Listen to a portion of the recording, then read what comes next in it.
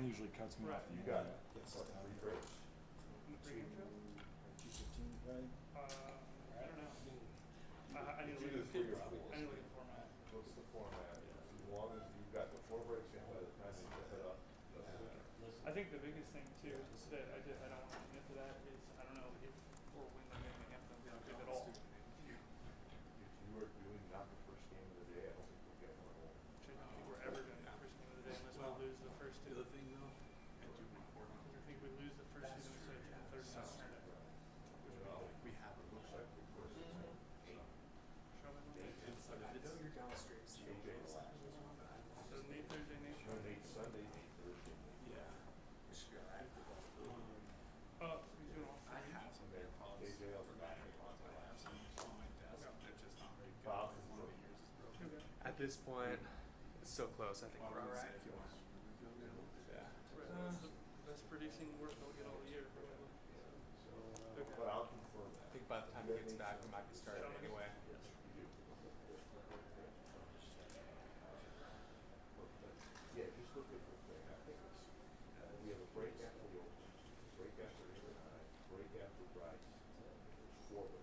Yeah. And the 4th one comes with, there's an open to the pregame and there's an open to the game. Right. And Just you two can do filters. does not matter. You want to do inside, you want to do blank, the back end, and an open. Right. So however you want to, just know that you have to get so many, What's up, guys? There's Donovan. Yeah, I think. Hold on, I Started don't think I'm earlier. going yet. I don't see, We tested. wait for Walsh. Yeah, he was upstairs. It's everyone's football. That's fine.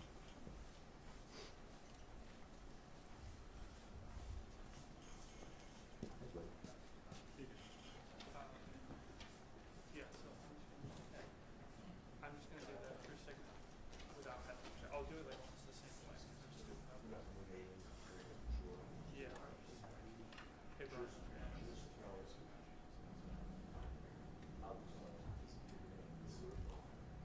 Yeah, it'll be almost the same. Go to Little Bronco fans.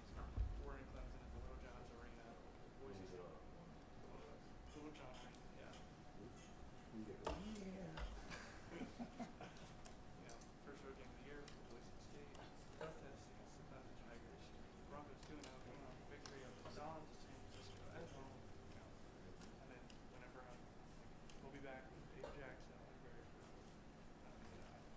are you guys Mountain America too? We'll be back with Barry and Dave Jackson for Mountain America Credit Union Bronco Radio Show. Bronco Radio. Yeah.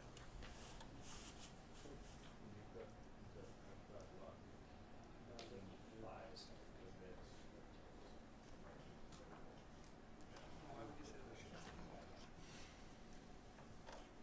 No, it's not gonna be the bad election. So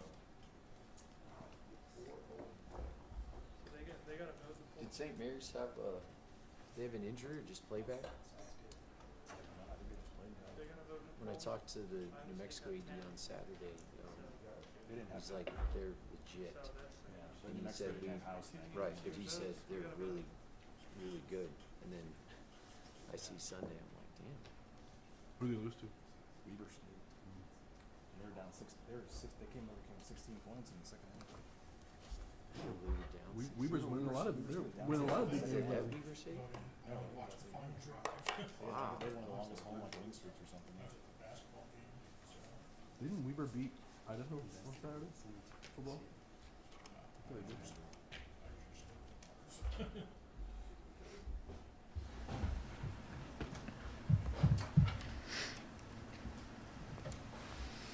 You guys ready? Walsh, we good? All right, before I start taking questions, want to make a statement. One, yesterday was a tough day. I care very much about Andy, and once a Bronco, always a Bronco is something that's important to us, and you know, it was one of the tougher decisions that I had to make. I've never been a fan of making a decision in season, but my goal always when making tough decisions is for my head, my heart, and my gut to align. And once that took place, I felt it was the right decision at that point in time. I'm grateful for the support of Dr. Trump and our institution and how they've supported me through this process. And, but I want to be clear, it was my decision. And I'm excited for our team as we move forward. We have 2 games left. I know we have a lot to play for. But at the end of the day, my job is to do my best to serve these student athletes. And yesterday was a big part of that. So with that, I'll open up to questions. You mentioned you don't like to make these decisions in season. I mean, what prompted this decision now? As I said, head, heart, and gut. It's not easy. And as I'm looking at the landscape of college athletics and college football specifically, we had 2 games left. And once the decision was made in my mind, I felt it was in my best interest to move forward. Was this a decision that was made before the kickoff of the New Mexico game or after? The outcome of Saturday did not impact the decision one way or another. In terms of wins and losses on the field, in terms of other stuff in the locker room, or just what were the factors, I guess, that led your gut to think this was the right time? My job is to serve, and I take that very seriously. And that's something that, and I think you guys know me well enough. The decision was the decision, and it was something I put a lot of time, effort, and energy into. And as soon as everything aligned in my mind, the decision was made, and we're looking forward to the next step in the process. What exactly needed to align? I'm not going to get into what's going on in terms of some of my feelings and thought processes as I navigate, evaluating a program. I'm always watching. I'm always evaluating the changing of our specifically football, the changing of the landscape. Looking at CFP expanding next year, it was the right time for me to make this decision, and we're moving forward. When looking at the program, and you had to make that decision yesterday, is it more of what you're seeing on the football field or more of what was going on behind the scenes? It's not easy, guys, when you're leading a department, and specifically football, and the number of student athletes and staff members and the expectations. I understand what the expectations are. My job is to do my personal serviceable best for these kids and for this department and for Bronco Nation overall. And at the end of the day, I felt like this was the right decision, and there was a lot of thought that went into that. And I'm not going to get into my personal feelings. I don't do that, but this is what I felt was best. What about player reaction? What can you share with us from the locker room? I'm going to keep that between the coaches and our student athletes. That's something that's personal to them. I obviously I love them to death, and I want what's best for them, and they know they have 100% of my support through this. How much of what was going on, we all heard things, whether it's true or not, I have no idea, and I'm not even asking about that, but in terms of the noise coming out of the locker room, how much did that play a role into your decision on Sunday? Yeah, look, I don't pay attention to rumors and whatever else is out there. I haven't been on social as much. I care about our guys, and I'm always connected, and my eyes and ears always open, and at the end of the day, this is what I felt was best. How much did you weigh kind of having the dismissal be immediate versus letting him finish the season? Yeah, that was hard. As I said before, I don't like mid-season changes, but once my head, heart, and gut aligned, and that's really important to me. There's not a decision I make that those 3 things aren't aligned. Understanding a lot of people are going to question and maybe not support a direction, but it was important to me for that to happen, and as soon as it did, I felt like the time was right. I know you're not wanting to get specific and stuff, but there's a lot of questions. I mean, just Yeah. seems like something had to have happened, and I know there's some stuff out there, but I mean, just what I don't know if you're getting feedback from talking to players or other coaches, or what, I guess, your homework that you did, I guess, before you reached this decision. Yeah, I mean, I would not have made the decision if I didn't feel comfortable doing it in season and moving forward. And I'm not going to get into, the inner workings of our department. you know, at this point in time, this was my decision, and I'm ready to move forward with it. Andy's reaction? That's between Andy and I. I'm grateful for Andy. I'm grateful for his time as a Bronco, and you know, my heart goes out to him. These positions are difficult, and we know in this industry that at some point it may be, you know, a conversation you have to have, and that's challenging. And I wish him well in this next chapter of life for him. In terms of the CFP, how does bringing in a new staff kind of position this program to take advantage of that sixth spot? How does it put you guys in a better position? Yeah, I understand what our expectations are here, and that's part of the reason why I'm here, and that's something that we embrace. And I want to make sure we're putting our best foot forward, and my job is to do that and control everything I possibly can in that process. And I'm really excited for what 24 will bring. You mentioned it being a difficult decision. Was the fact that he was your first hire when you came on here, did that kind of make it even more difficult? Yeah, whether it was my hire, which it was, and or any other coach that I'm fortunate to lead. Anytime you're having these very human conversations, I realize the decision I made just didn't impact one person.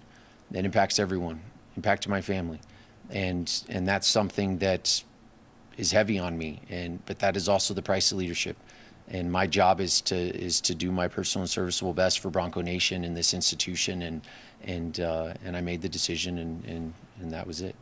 Was Andy in the office yesterday? Was your conversation with him face to face? And you know, I know BJ just asked that, but you know, what was the vibe of that conversation? Yeah, I mean, at the end of the day, I'm not going to run from my responsibility, and you know, we definitely met and face to face, and that's something that's important to me, and you know, everything that was said, that's between me and him. How would you evaluate the performance on the field the last 3 seasons? It's difficult, right? We've gone to 2 bowl games, and you know, I know, and we have an opportunity for a third. And you know, I'm not an athletic director that gets into the weeds on X's and O's. You know, I hire someone to lead the program, and my job is to support in every possible space that I can. And you know, and I feel like our administration has been doing that. And it takes a team. You hear me say that quite a bit. But, you know, I'm grateful for our student athletes and our staff. They've been grinding and they've been working hard, and that's something that I believe has been consistent. But, you know, at the end of the day, it was my decision, and it was time to move a different direction. As you begin this search for a new coach, you know, what do you need to see in that coach that maybe you didn't see over the last couple of years? You know, right now I'm going through our process and what that's going to look like for, you know, as we move forward, and obviously want to find, you know, someone that aligns with who I am and who our department is, and understands the value of football here and the expectations. But there are a lot of moving pieces of that, and you know, and those answers will come. Traditionally, the football. Right now? Absolutely. Traditionally, the football coach kind of has had some sort of tie, whether current or past, to Boise State.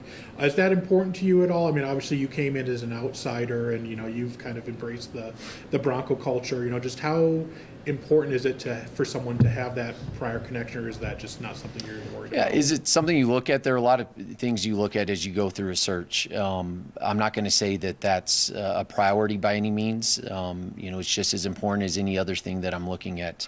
In terms of experience and recruiting territories and connections. And I mean, there's a lot that goes into these processes. Is that something that is a non-negotiable? Absolutely not. You know, my job is to look under every rock, find the best possible candidates for us to lead these student athletes and to represent Bronco Nation, and I'm committed to that process. With the portal and everything, I mean, what is the timeline? When would you like to have somebody in place? Obviously, as soon as possible. You know, we're navigating early signing period and with the portal, but you know, going through these searches before, you don't control everything. You know, I know others are going through a similar process and probably meet with media today as well.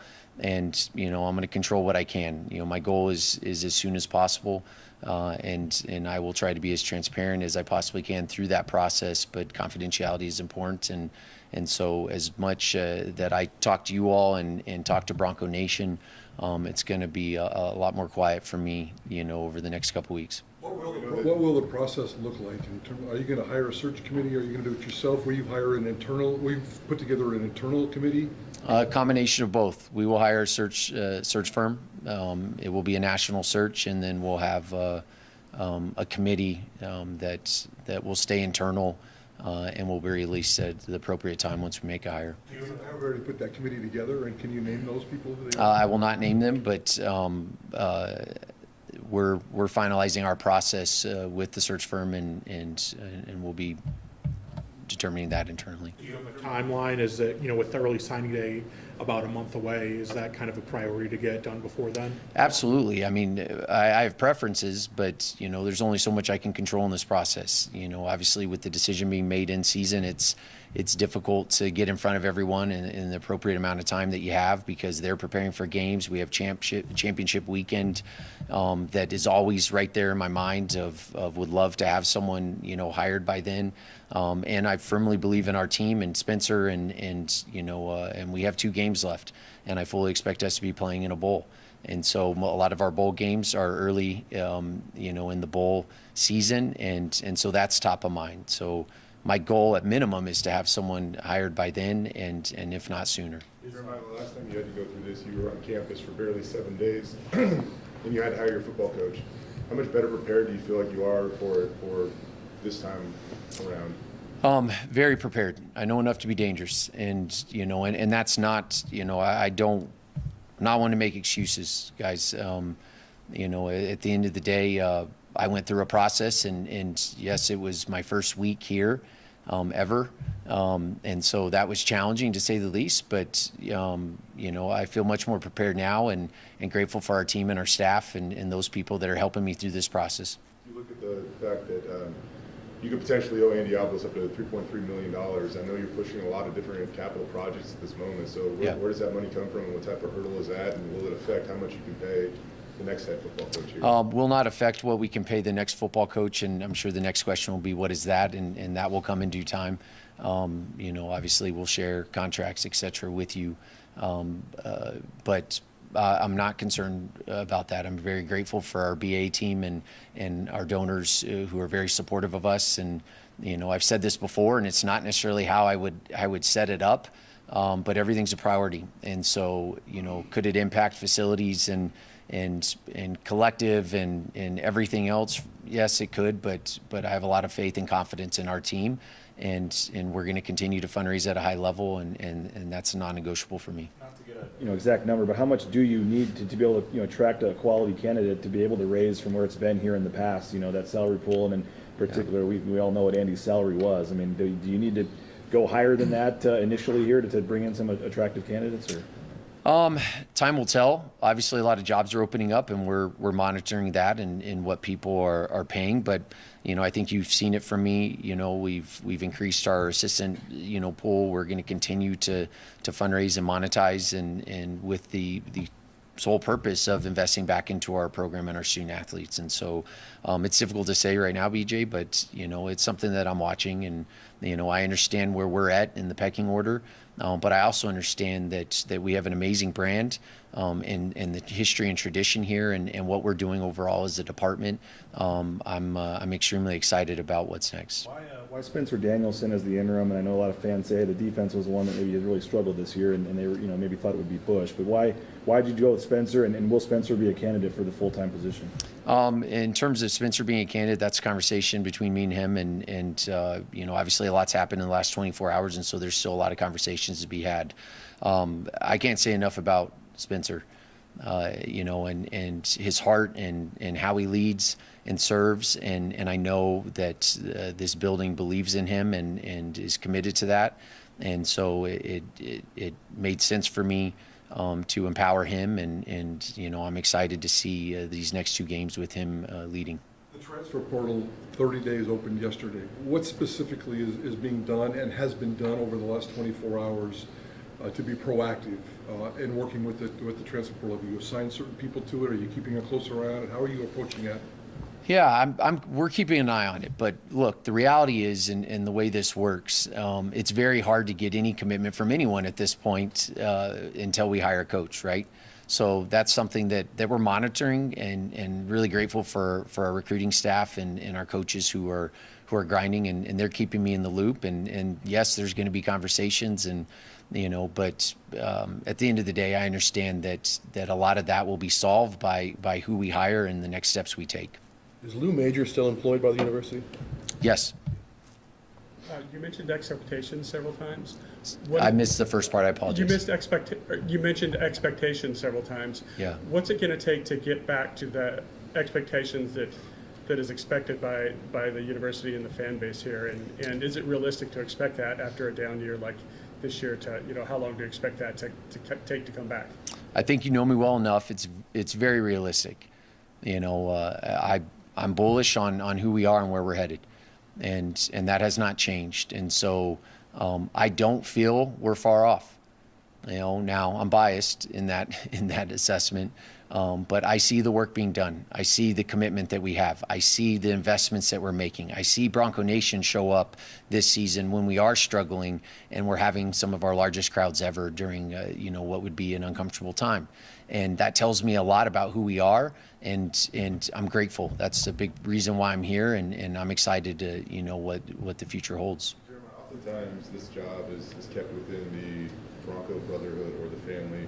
Yeah. How will you weigh that going forward? Does the next head coach necessarily have to have a previous history here at Boise State? Does not have to have previous history. At the end of the day, is that a value? Sure. But my job is to look under every rock and find the best possible person for this job. And whether they're connected to this, this building or to our institution, it's something you consider, but it's not a non-negotiable. You said you have a short list, and I'm sure that will grow and change and evolve sure. as you go through this process. But what's the common theme? What's the common denominator of the men on your short list now, and what you're looking for? Yeah, I'm not going to get in, obviously, to the short list and some of those, qualities, it's similar. I'm pretty consistent, and this is for all positions how I went through the process with Andy.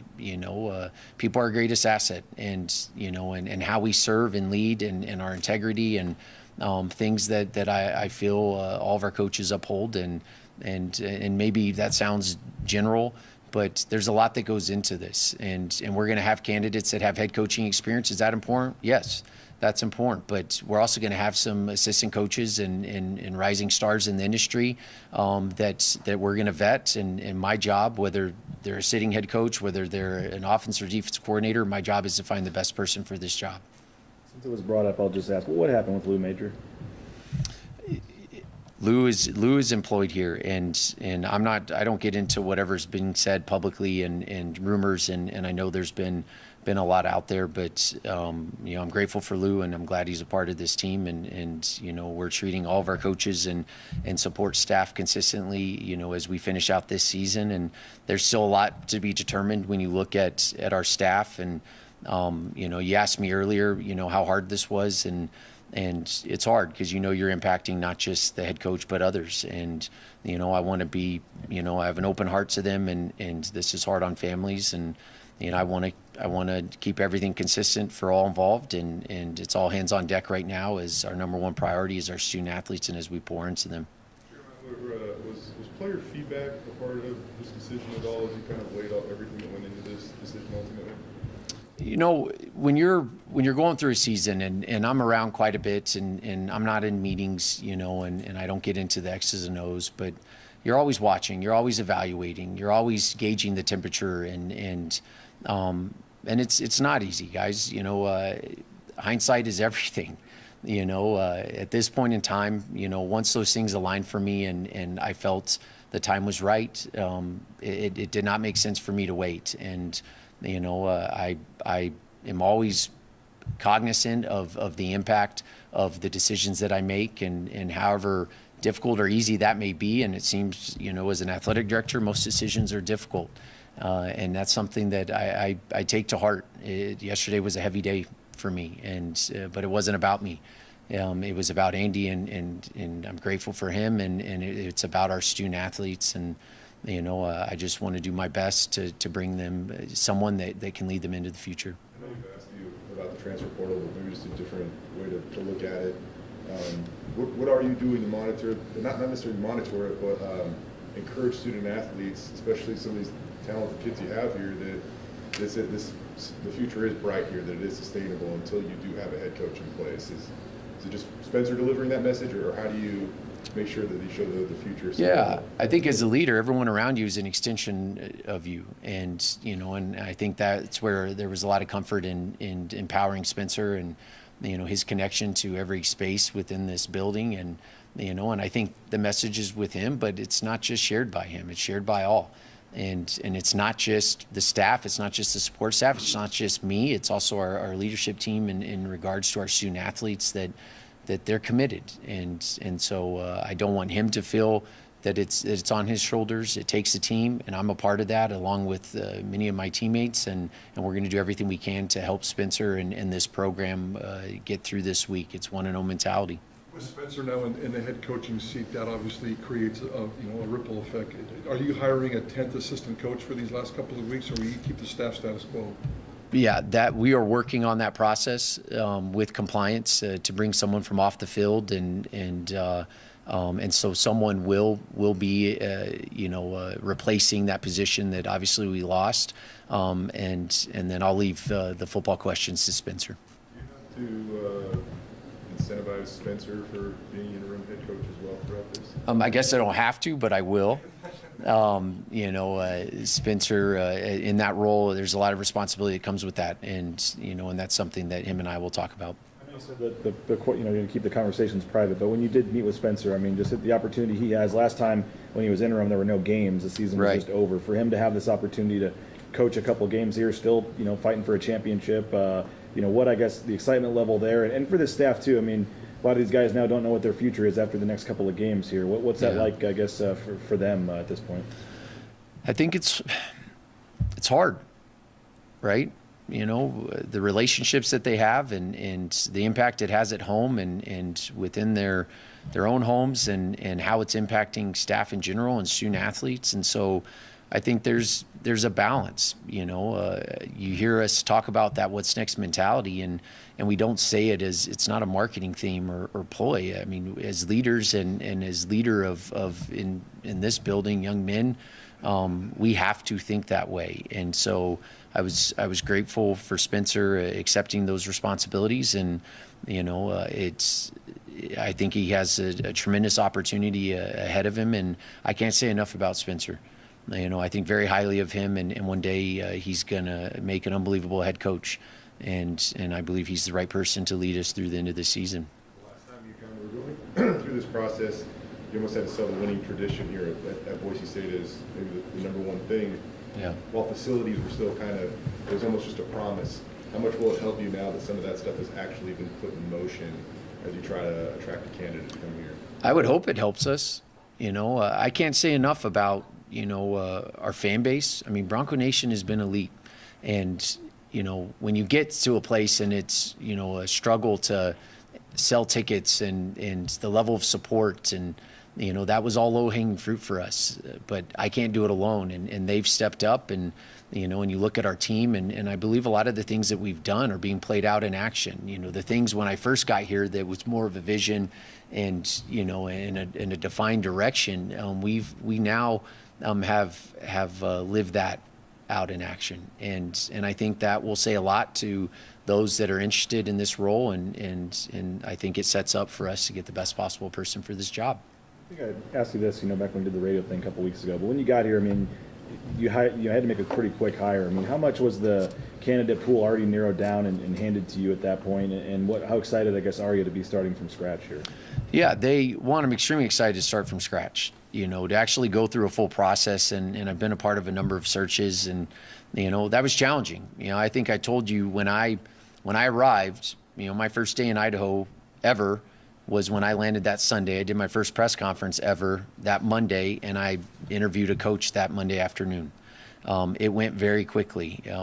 You know, there was somewhat of a short list, but it was important to me to go out and do my best at that point in time, navigating COVID and other things, to try to find the best possible person for this job. And, you know, this is a much different situation. You know, even though I'm still a first-time AD, I'm not a new AD anymore. And so I'm really excited and looking forward to the opportunity to connect with people in our industry and to hire the best possible person for this.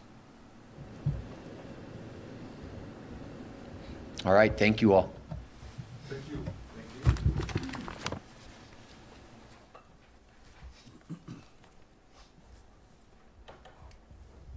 We're gonna bring Spencer, Spencer Jameson here. Just a quick update for you all. This week's media schedule. We will have the same schedule as we've had all year. We'll maintain consistency with that. Student athletes will be available after practice and after their post-practice recovery on Tuesday and Thursday of this week. On Wednesday, we will have assistant coaches available. On Friday at 9:30, Spencer Jameson will address the media on the blue, just like we've done last few weeks. This week's game, we got a game this week, more to talk about. 5 p.m. kickoff on CBS Sports Network at Utah State. Both teams are 5-5 overall. We've got Rich Waltz, Aaron Taylor, and Brandon Baylor calling that game. We'll start with Spencer Jameson, and then Bush Hamden will be coming down.